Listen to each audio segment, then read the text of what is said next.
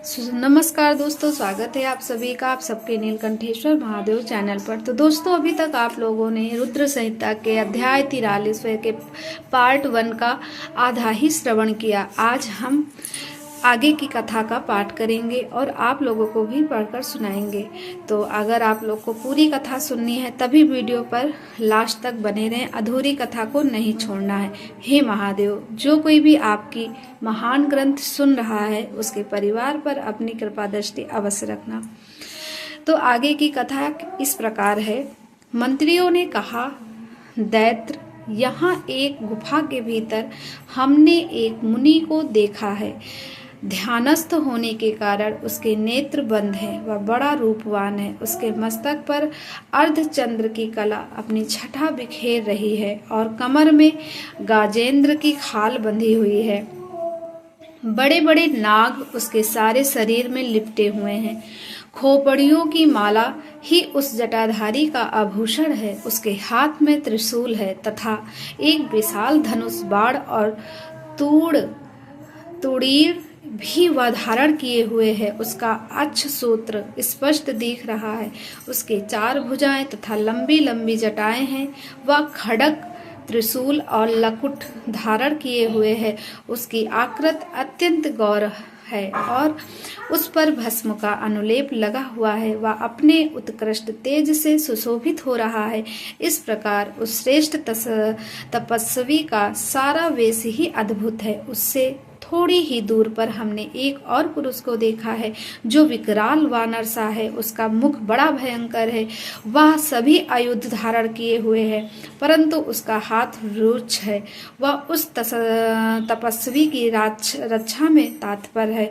उसके पास ही एक बूढ़ा सफेद रंग का बैल भी बैठा है। उस बैठे हुए तपस्वी के पार्श्व भाग में हमने एक शुभ लक्षणा संपन्न नारी को भी देखा है।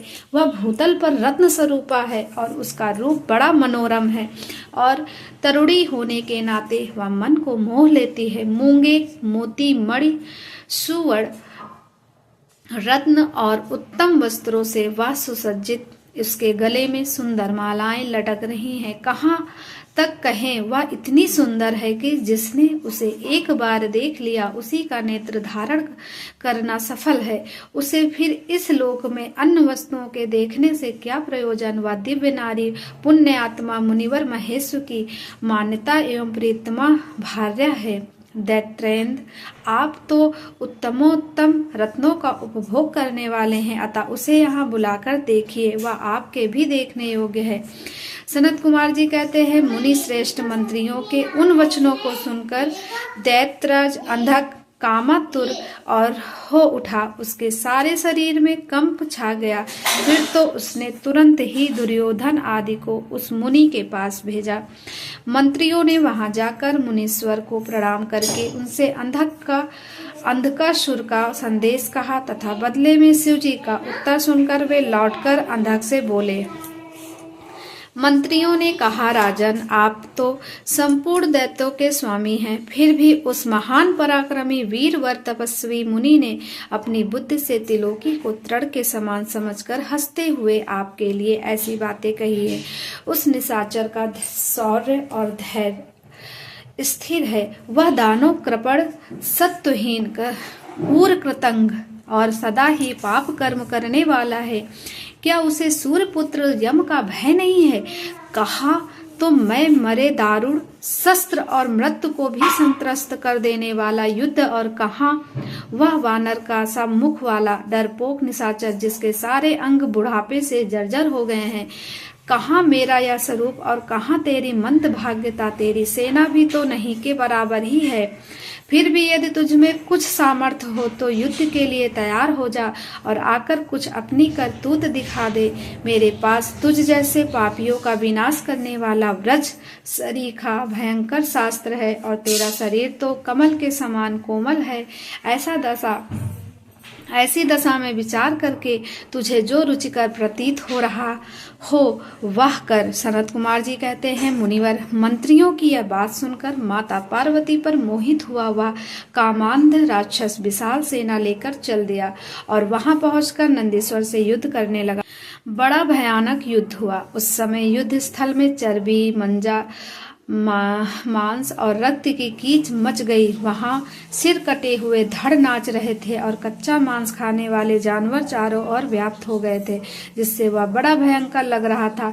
थोड़ी ही देर में दैत्य भाग खड़े हुए। तब पिनाकधारी भगवान शंकर दक्ष कन्या सती को भली भांति धीरज बांधते हुए बोले, प्रिय, मैंने जो पहले अत्यंत भयंकर महान पशुपत व्रत का अनुष्ठान किया था, उसमें रात दिन तुम्हारे प्रसंगवश जो हमारी सेना का विनाश हुआ है, यह विघ्न सा आ पड़ा है। देवी, मरण धर्मा प्राणियों का जो अमरों पर आक्रमण हुआ है, यह मानो पुण्य का विनाश करने वाला कोई ग्रह प्रकट हो गया है। अतः अब मैं पुनः किसी निर्जन वन में जाकर उस परम अद्भुत दिव्य व्रत की दीक्षा लूंगा और उस कठिन व्रत का अनुष्ठान करूंगा। सुंदरी, तुम्हारा शोक और भय दूर हो जाना चाहिए।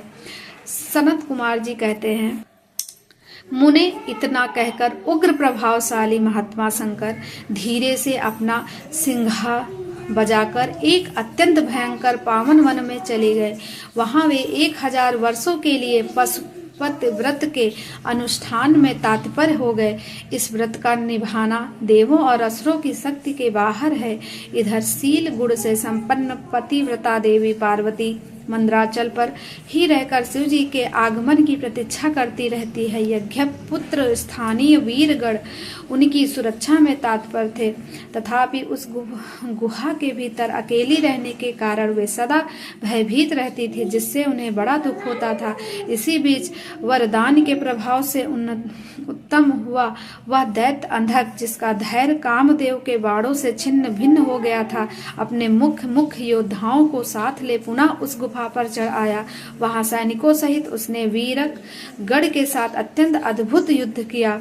उस समय सभी वीरों ने अन्न, जल और नींद का परित्याग कर दिया था। इस प्रकार वह युद्ध लगातार 505 दिन रात तक चलता रहा। अंत में दैत्यों की भुजाओं से छूटे हुए आयुधों के प्रहार से नंदीश्वर का शरीर घायल हो गया।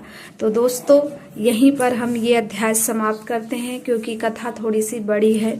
अगर आपको आगे की कथा का श्रवण करना है तो चैनल को सब्सक्राइब जरूर कर ले। इसके आगे की कथा अध्याय 3 में आप लोगों को सुनने को मिलेगी। और तब तक के लिए हर हर महादेव।